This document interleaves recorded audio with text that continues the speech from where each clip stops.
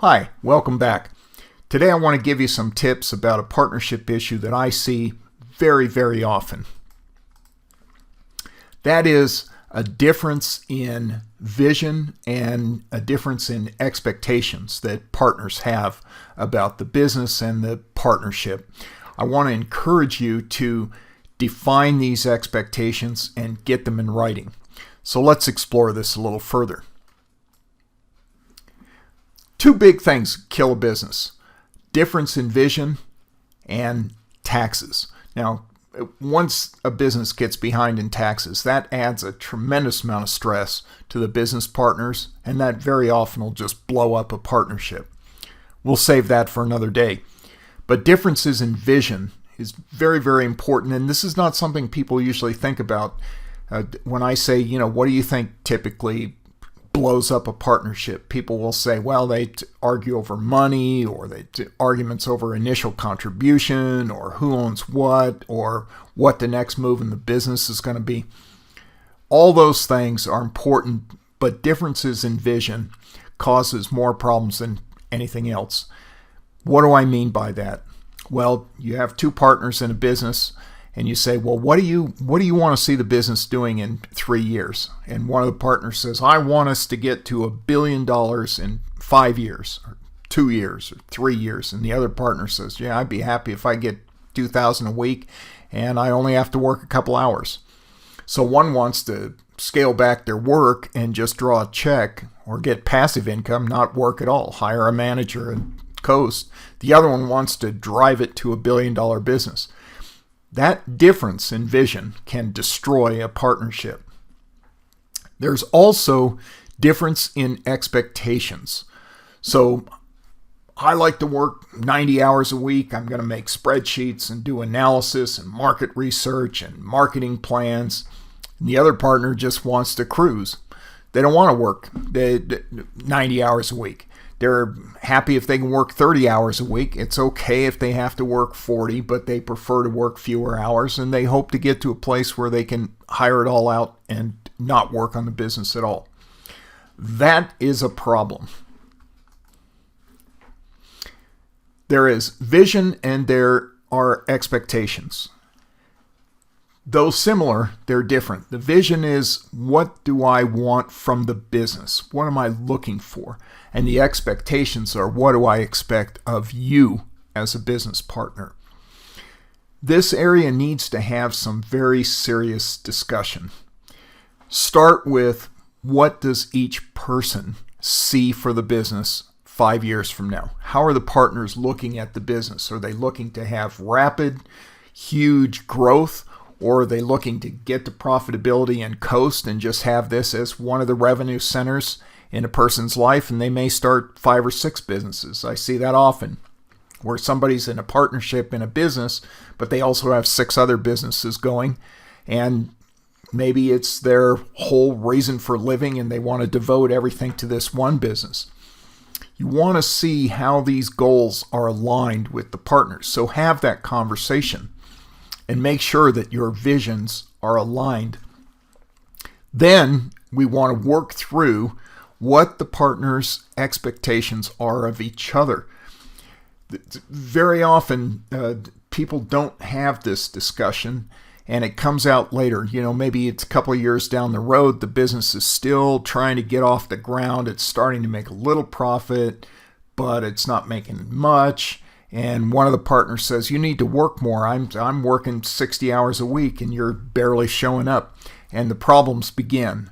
So it's very important to have this conversation about what are the expectations. Now, where you get a big problem is when one person puts money and the other one puts work, sweat equity, as they call it. You need to document what's being put in terms of money and what is being expected in terms of work, to make sure that you have alignment and make sure that this is clearly defined, because if there's a problem later and you don't have anything documented, you have nothing to fall back on. You end up in a 50-50 partnership where one person put in a bunch of money and the other person didn't put in anything. And I've seen that happen, where it's failure to perform. They didn't do any work, but nothing is documented.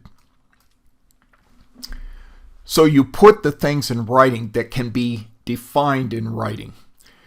Things like, I want to be successful. Well, you can't really define that, so that's not a good way to do it. And I'll give you some specifics of how to translate these into actual expectations. As I mentioned earlier, you get a real problem if there is a difference in initial cash contribution. And very often, if somebody has a lot of money, somebody doesn't have any money, one puts up a bunch of money, the other promises to make sales. At the end of a year, somebody's put up $50,000. The other one hasn't done anything in terms of sales. They say, well, I thought the business was still getting going. We're still developing. You're still coming up with ideas. There's always a bunch of excuses, but there's friction because somebody's out $50,000 and somebody else hasn't done work. You get a conflict. So define these things. If I put up $50,000 and you're going to make sales, I expect you to make sales to have the business at least generating enough revenue to break even within 6 months. Get it into specific terms like that. This always causes significant problems when you don't have it documented, and it doesn't have to be a part of a formalized partnership agreement. You can do this as a separate agreement. It can be a memorandum of understanding between partners. It can be a simple, just a written agreement, a resolution as part of the business documents that you have. If you don't have it in writing, how do you resolve the conflict? If you sit down later with attorneys, a judge, mediator, say the business really takes off and people are in dispute and say, I should have a greater share of ownership than you because you haven't done anything and I put all the money in. Without a written agreement, how do you work that out? Now, it can be figured out, but it's pretty tough. And if people just dig in and say, well, look, you never set any standards about how much sales. I made sales. Maybe I didn't make enough to make you happy, but so what? I did what I said I was going to do. How do you resolve it? So if you have these agreements in writing, it makes it much easier. It also keeps the relationship between partners on a better basis. So let me give you some concrete examples of how to take a general expectation and put it in material terms, meaning in real terms that can be evaluated and measured. So somebody says, I want the business to be very successful. Well, in material terms, you may say, I want sales of $50,000 a month within 5 years. So that's the level we want to get the business to, 50,000. You should have a business plan anyway, and your business plan ought to state some of this stuff. So that should be fairly simple to make this as part of an agreement that you have as partners. It should be pretty easy to document it. Stuff like, we're both going to work hard until the business is successful. That's not going to cut it. You want an agreement that we're both going to work at least 40 hours until we reach our goals. Very important to get the work defined as part of this agreement. Now, again, I like to see these things as part of a partnership agreement that covers a number of other things, buyout provisions, disability, it's a lot of stuff. But the responsibilities of partners and the expectations partners have for each other should also be part of your partnership agreement. But again, if you don't have a partnership agreement, this is an okay way of doing it. Let's just draft a memo of understanding and say, this is what I'm going to do, this is what you're going to do, this is what we expect of each other, and get it in writing. So I think you get the idea. Here's another one that comes up. It would be great to have our kids involved. Rather than say something like that, say, if we hire relatives, it will be by mutual agreement. In other words, we're going to talk and vote and say, yes, okay, we're going to hire your kid for the summer, or we're going to bring your son on as sales manager, or your daughter's going to be taking over the books. You want to make sure that's by agreement, not just, back when we started the business, we used to say it'd be great if the kids could work here. That's a fun concept, but when it comes right down to it, what happens is people start looking like your family is now taking more money out of the business than mine. Even though, you hired somebody's son or daughter as an employee and they're doing a job that you'd have to pay anyway, it's still seen that way. It's seen as your team is taking out more money than my team. So it's good to get that stuff documented. Again, ideally, it would be part of your partnership agreement. Very few people that contact me with problems have a partnership agreement, unfortunately. But your partnership agreement, if you don't have one, you can do this in terms of just a memo, as I said before, or a resolution. Just draft it up and sign it. I can help you with that. But ideally, if part of a partnership agreement, your partnership agreement should always include the initial investment, the distribution of equity, is it 50-50? How much money has everybody put in? What other contributions have they made in terms of talent, time, materials, equipment, money? All that stuff should be laid out. It should include definition of partners' responsibilities and compensation. So lay out what everybody's supposed to do and how they're going to be paid. Are we going to just split profit equally? Or am I going to take a salary and then we're going to split the profit after that? Or how are we going to do it? Your partnership agreement should include measurable deliverables. So we don't say, well, we're both going to work hard. It should be measurable. Now, if you can't define that, at least say we're both going to do a 40-hour week. Because what happens, business is slow when it starts. People tend to wander in, take off in the afternoon, take 3-hour lunches. Thursday becomes golf day. Pretty soon, you got a problem.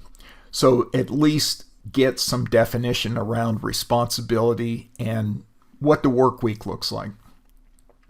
If there is no partnership agreement or the partnership agreement is weak, most are, people that get them will download some freebie thing, and those are terrible. They never have enough of the provisions that prevent dispute in them to prevent a dispute.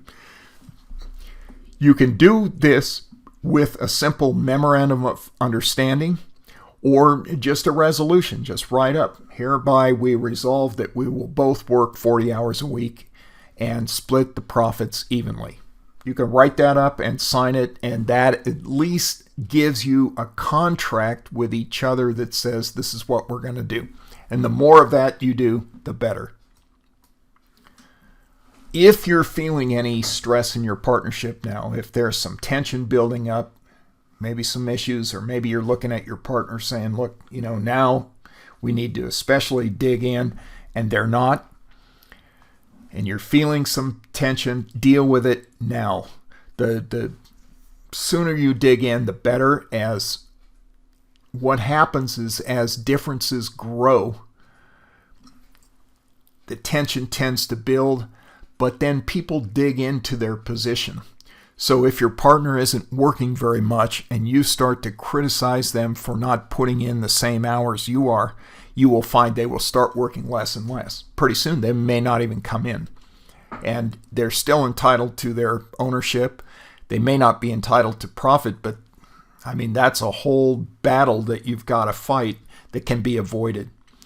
Don't argue. If you're feeling the tension, avoid arguing. Talk. When you talk, define the problem clearly, not personally, but define it in business terms. Set a process to correct it, and have meetings to evaluate the progress. That's what I do. So you don't have to have your business in a place where it's so bad you need a mediator. Somebody's got to step in and decide who gets what. That's kind of more drastic. I moderate conversations between partners using video calls. The way I do it is I bring up a topic. Somebody says, well, I work harder and he barely comes in. I'm doing all the work. Why should he get half the money if I'm doing all the work? We open a topic. We propose solutions. So I may have some ideas. You have ideas. We put those ideas out there, hash out what can be adopted by agreement. So I don't impose. I don't say, okay, from now on you do this and you do that, and that's how it's going to be from now on, end of case. I don't work that way. The way I do it is I help you find solutions that are agreeable, and then we adopt a solution that seems to fit everybody's requirements, and then we draft a resolution and everybody signs, and then you've got something to work from. And then at least if things break down, if you ever end up in court or if you end up in a more serious mediation, you can say, look, I've got a contract right here and it says we're both going to work 40 hours. He comes in twice a week. That's not fair, and I don't want to split the money with somebody that's not working. You got a really solid case if you have your contract with your partner in writing. So if there is some tension, I encourage you to meet often and review. Meet at least once a month. Make your meetings formal. Now, by formal, I don't mean you have to wear suit and tie to sit down with your partner, but set a time, plan it in advance, sit down and talk through the business issues. Don't say, let's go to lunch and over 16 beers and a cheeseburger, try to work these things out. It doesn't work. Sit down in a meeting and talk it through. Discuss expectations, discuss progress in the business, talk about what's working, what isn't. Review the P&L. That always helps set the tone, because if business is going down or if you lost money last month, when you sit down and review the books, that tends to get everybody focused on reality instead of personality. Adopt solutions and draft resolutions. So, it's been a pleasure. I hope you find this helpful. And if you need some guidance, please reach out to me. Email is there, phone number is there, website is there. There's lots of great stuff to read on my website. Look at the blog. There's over 1,000 articles there. And if you need help, reach out to me. Thanks.